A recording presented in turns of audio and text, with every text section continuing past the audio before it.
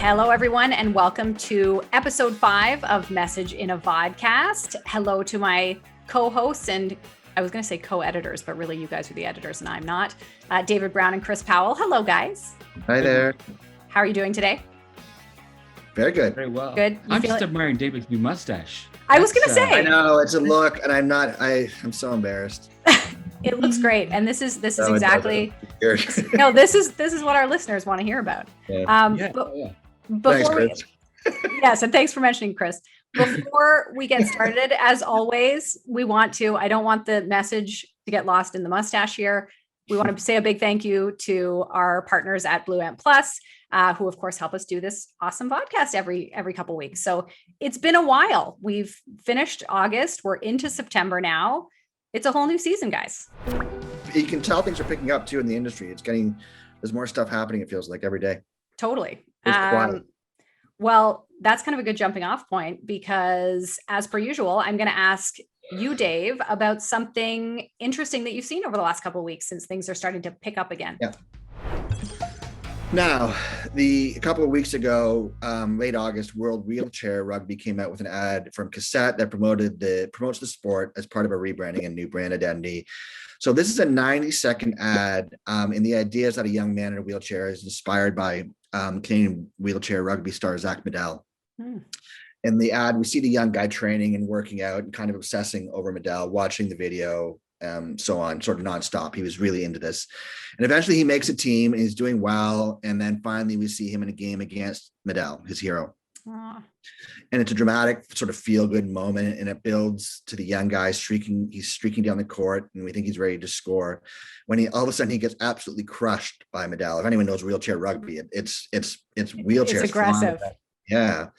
He gets absolutely crushed by Medell, and Medell scoops up the ball and makes a pass. And then Medell sort of rolls by the young guy and stares him down, with this hint of a smirk. And the young guy's still lying there on the floor, he's kind of in pain. I don't know why I'm laughing. I'm laughing. It's not an appropriate response. Oh, God. And then the line comes up, "We're not here to inspire. We're here to win." So it takes 75 or 80 seconds of sort of the typical sports and I guess disability advocacy tropes and cliches, and it's stuff that usually works. So it's about 75 or 80 seconds of that. And then the last, 10 or 15 seconds sort of metaphorically crashes into the viewer, literally almost, and shakes them out of any sort of preconceived notions about what the sport is. And that twist ending is, I guess, in my opinion, is what makes the ad so great. And it was probably driven by the underlying strategy and positioning of the sport as being tough, and its athletes being, wanting to be people who not pitied for being wheelchair athletes, but just being admired for being great athletes, period. Yeah. But that twist, to me, I just thought the ad is fantastic. Great perspective as always, Dave. Loved it. Chris, for you're up on deck for my kind of weirder story from the last couple of weeks. What do you got for me? My pick this time around is for a brand called Oxley Cannabis Group, which launched a new, it's a cannabis company. Oh, I said that, but it's launched a brand called Back 40, which is like pre-rolled joints. And the campaign is all about sort of embracing the simplicity and the pleasures of the great outdoors. So what they've done is they've created a positioning called Monday Marries, and it's all around urging Canadians to unplug and relax and take Mondays off and go get back to nature.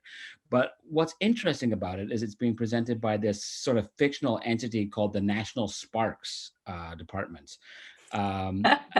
Like national parks. I get it. It uses that. I don't know if you remember or if you're familiar with that sort of yellow and brown color scheme. That's instantly recognizable to anyone has been to a national park. I spent a lot of time as a kid at Point Pelee National Park, just outside of Leamington, Ontario, with my parents, and it's instantly recognizable as that kind of branding. So they're using wild postings, wild postings primarily to drive people to this website, nationalsparks.ca, and it's skinned. You'd sort of think that it's kind of a Parks Canada type website. It's got sort of that with the yellow and brown color scheme. It's got this kind of very sort of faded old timey looking video. Like it looks like it's from the 80s. And it just shows people relaxing in nature and enjoying themselves. And can I say also it's ads that work, because we found this one. I was walking, I saw a posting on a construction hoarding, and I thought it was National Parks ad. Yeah. And I took a photo and looked it up, and this is how we found this one. So it wasn't pitched. It wasn't even pitched. No. No, we just saw it was it just actually worked. It was you really saw it out in the wild. Yeah. And it's like I said, the website is fairly robust, and this hotline, if you it's just a joy to listen to. Awesome. It's fun and engaging. I mean, and what more could you want from a brand? I love it. Those are both awesome examples, guys. I really love our chats every few weeks. This is great. It's good for me to get more deep dive into your brains and what you're choosing to write about too. So I know you guys are always waiting with bated breath for this part. I know. This one, I will say, I try very hard not to be too Toronto centric, because, we have an audience that lives all around the country, obviously, but this one is a bit more Toronto centric because of the timing. It is about the Toronto International Film Festival. So curious. I don't know how much you guys know about the Film Fest. We haven't talked very much about it before. Do you guys know which film festival this is? What number? What year number this is? Early 80s, right? Am I right on that? I don't know. 35th. 35th is your guess. What's your guess, Dave? Because it is going to be a guess if it's taken this long. I think it's the 80s too. Yeah. No, I'm going to say 40th. You are closer, David Brown. It's the 46th. Oh, wow. Whoa, yeah. Holy. International Film Festival. It started out. Do you know what the name originally of the film festival was? Yeah, it was weird and long. It was the Festival of Festivals. Right. It was really intended to be a festival to showcase things that had been shown at other festivals, which I feel feels uniquely Canadian to me. Yeah. Like things that you've done in other places will kind of show what you've done over here. But yeah, in 94, I think it changed into the Film Fest. So last two questions. Does anyone know what the opening night movie was this year? Yes, it was Dear Evan Hansen. Yes, it was, Chris Powell. Good job. And have you heard any reviews? Scathing. Yes, they have been scathing.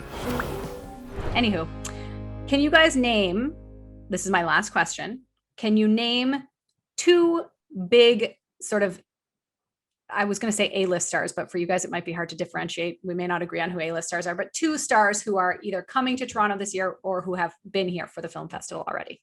This year, 2021. Not this year. I haven't followed closely at all.